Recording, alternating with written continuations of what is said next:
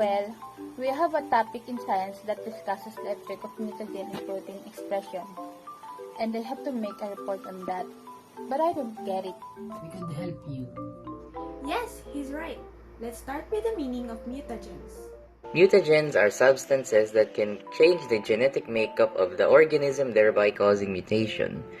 They can be classified into physical, chemical, or biological mutagens.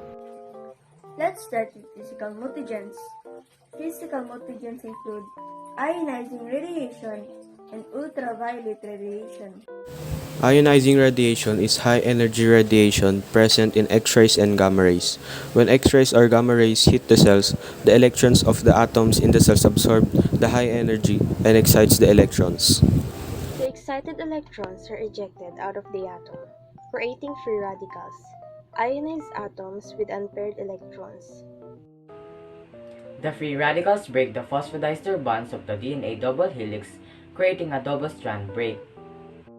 This break can result in deletion or rearrangement of genes in the chromosomes. For some organisms, a repair of enzymes can repair the broken DNA double-strand break, but for bacteria, this break can be fatal.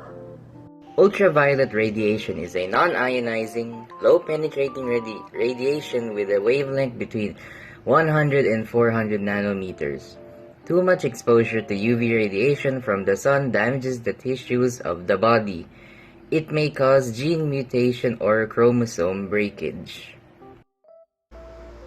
When a cell is exposed to 260 nanometer wavelength of UV radiation, mutation in DNA occurs. This amount is strongly absorbed by the organic ring compounds in pyrimidine bases, thymine and cytosine. When two pyrimidine bases are next to each other in a DNA sequence, UV light can break the bond, combine the adjacent pyrimidine and create pyrimidine dimers.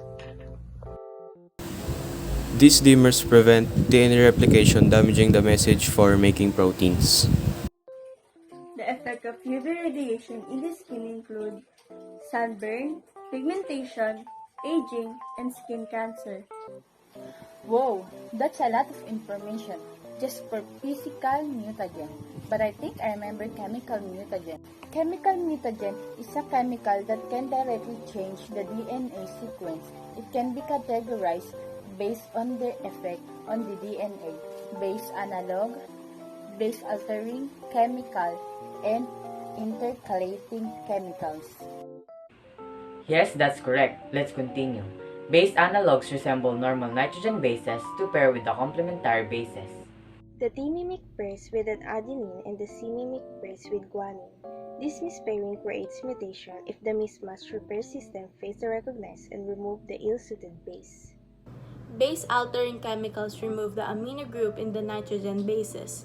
The nitrous acid, for example, deaminates adenine to hypoxytin, while cytosine to uracil, guanine to xanthine. Intercalating chemicals adds hydrocarbons in between the nitrogen bases, causing base pairing errors. Aflatoxin, a poison produced by the molds in peanut, is an example of an intergalactic chemical. And finally, biological mutagens. Biological mutagens include viruses, bacteria, and transposons. Viruses are non-living entities that can disrupt the DNA sequence of a host by inserting its own DNA. The inserted viral DNA is replicated, transcribed, and translated into the host. Bacteria induces inflammation, breakage, and damage of the DNA strand. The damage in the DNA reduces the repair mechanism of the cell, resulting in frequency of mutation. Transposons are non-coding DNA fragments that relocates within the organism's genome. Its insertion in the chromosomal DNA causes mutation.